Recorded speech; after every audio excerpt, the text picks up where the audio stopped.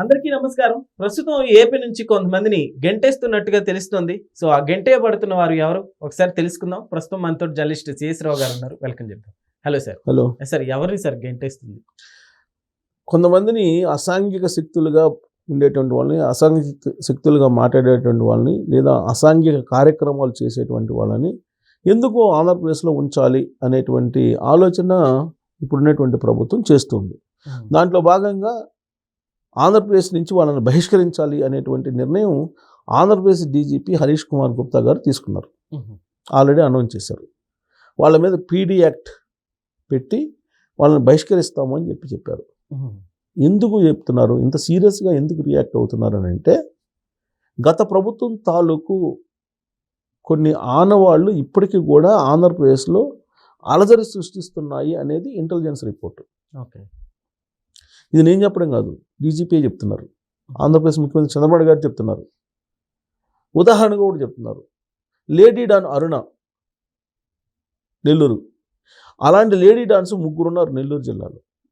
మరి ఈ డాన్స్ ఏం చేస్తున్నారు అని అంటే, వాళ్ళు చేస్తుంది ఏంటి? కల్తీ మద్యం, గంజాయి, డ్రగ్స్, దందాలు, భూ కబ్జాలు ఇలాంటివన్నీ చేస్తున్నారు. ఇలాంటి వాళ్ళని ఐడెంటిఫై చేసి వాళ్ళు గత 6 నెలల నుంచి 3 సివియర్ కేసుల్లో కనుక ఉంటే వాళ్ళ మీద రౌడీ షీట్ ఓపెన్ చేసి పీడీ యాక్ట్ పెట్టేసి వాళ్ళని ఏడాది పాటు జైల్లో నుంచి బయటికి రాకుండా జైల్లో తోసేయండి అని చెప్పి ఒక నిర్ణయం తీసుకున్నారు. ఇంత సివియర్ నిర్ణయం తీసుకోవాల్సిన పరిస్థితి ఎందుకు వచ్చింది అని అంటే, మీకు 2019 నుంచి 2024 మధ్యలో బుక్ అయినటువంటి కేసులు కానీ, లేదా ఆ రోజు రౌడీ ఎలిమెంట్స్గా వ్యవహరించినటువంటి వాళ్ళ జాబితాని కానీ పోలీసులు ఐడెంటిఫై చేసింది. ఐడెంటిఫై చేసి బోరుగడ్డ అనిల్ లాంటి వాళ్ళు, దందాలు చేసేటువంటి వాళ్ళు, లేదా హత్యలు పాల్పడి హత్య ఆరోపణలు ఎదుర్కొంటున్నటువంటి వాళ్ళు, ఇలా దాదాపు 26,000 మంది రౌడీ షీటర్లు ఆంధ్రప్రదేశ్లో ఉన్నట్టు ఆంధ్రప్రదేశ్ పోలీసులు లిస్ట్ అవుట్ చేశారు. 26,000 మంది. వీళ్ళల్లో ఆంధ్రప్రదేశ్ నుంచి బహిష్కరించేలాగా వ్యవహరిస్తున్నటువంటి విధంగా వ్యవహరిస్తున్నటువంటి వాళ్ళు ఎంతమంది ఉన్నారంటే, దాదాపుగా 3,000 మంది ఉన్నారని చెప్తున్నారు. వీళ్ళందరూ కరుడు కట్టినటువంటి రౌడీ షీటర్లు. వీళ్ళు అసాంఘిక శక్తులుగా మారిపోయారు. వీళ్ళని మరి ఆంధ్రప్రదేశ్లో ఉంచాలా లేదంటే బహిష్కరించాలా అనేటువంటి ఒక నిర్ణయం జరుగుతుంది.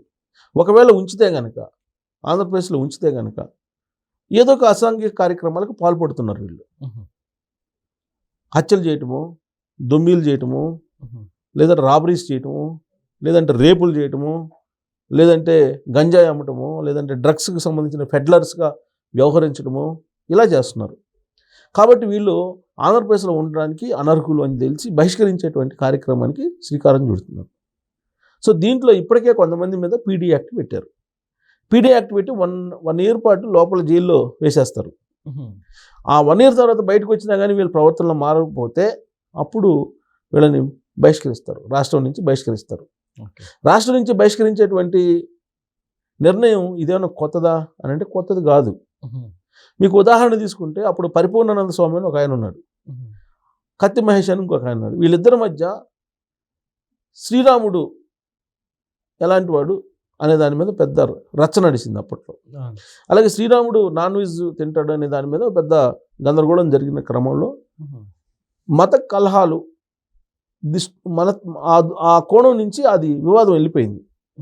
అప్పుడు ముఖ్యమంత్రిగా ఉన్నటువంటి కేసీఆర్ గారు మహేష్ అనే అతను, కత్తి మహేష్ని బహిష్కరించాడు, తెలంగాణ బహిష్కరణ చేసేసాడు.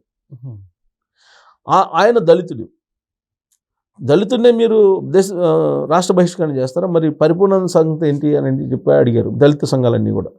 పరిపూర్ణానందను కూడా తెలంగాణ బహిష్కరణ చేశారు. పరిపూర్ణానంద స్వామిని ఆయన కూడా బహిష్కరించారు. సో దాదాపు వీళ్ళిద్దరిని బహిష్కరించేశారు. ఎందుకు బహిష్కరించారు? మతపరమైనటువంటి కల్లోలాలు లేపేలా వీళ్ళిద్దరు వ్యవహరించారు అనేటువంటి ఉద్దేశంతో. ఇలా రాష్ట్ర బహిష్కరణ చేయడం అనేది కామన్గా కొన్ని రాష్ట్రాల్లో జరుగుతూ ఉంటుంది. ఇదేదో చంద్రబాబు నాయుడు గారు కొత్తగా ఏంది వీళ్ళందరినీ బహిష్కరిస్తున్నారు, రాష్ట్ర బహిష్కరణ చేస్తున్నారని చెప్పి అనుకోవడానికి లేదు. ఎవరైతే ఆంధ్రప్రదేశ్ రాష్ట్రంలో అల్లకొల్లాలను సృష్టించాలనుకుంటున్నారో, లేదా నేరాలకు పాల్పడాలనుకుంటున్నారో, లేదా అసాంఘిక కార్యక్రమాలు చేయాలనుకుంటున్నారో వాళ్ళని బహిష్కరించేటువంటి నిర్ణయం చంద్రబాబు నాయుడు గారు తీసుకున్నారు. దాన్ని ఇంప్లిమెంట్ చేసే బాధ్యతని హరీష్ కుమార్ గుప్తా గారు, డీజీపీ గారు తీసుకున్నారు, అనౌన్స్ కూడా చేశారు. ఆల్రెడీ గత 2-3 రోజుల నుంచి చంద్రబాబు నాయుడు గారు చెప్తున్నారు, రౌడీల గుండెలను నిద్రపోతా, రౌడీలు అనేవాళ్ళు ఉండటానికి లేదు రాష్ట్రంలో, గత ప్రభుత్వం తాలూకు వాసనలు కంటిన్యూ అవుతున్నాయి, ఇది రాష్ట్రానికి మంచిది కాదు, శాంతి భద్రతలు అనేవి రాష్ట్రంలో పటిష్టంగా ఉంటేనే పారిశ్రామికవేత్తలు వస్తారు, ఫలితంగా ఉద్యోగాలు వస్తాయి, ఉపాధి లభిస్తుంది.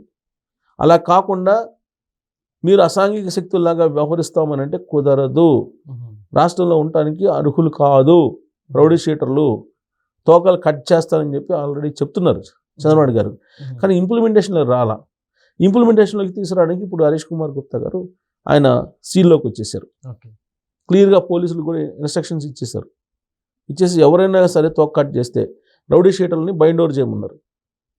బైండ్ ఓవర్ చేసి రౌడీ షీటర్ల కదలికలను పసిగట్టమన్నారు. ఎవరెవరు రౌడీ షీటర్లు ఉన్నారు వీళ్ళందరూ కదలికలను పసిగట్టండి, వాళ్ళు చేసేటువంటి కార్యక్రమాలు ఏమున్నాయనేది కూడా మీరు పసిగట్టండి అని చెప్పారు.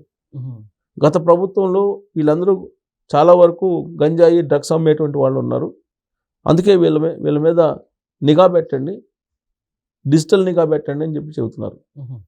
అలా నిఘా పెట్టినప్పుడు ఆటోమేటిక్గా మీకు శాంతి భద్రతలకు సంబంధించినటువంటి సమస్యలు రాకుండా ఉంటాయి. అదే చంద్రబాబు గారు చెప్తున్నారు.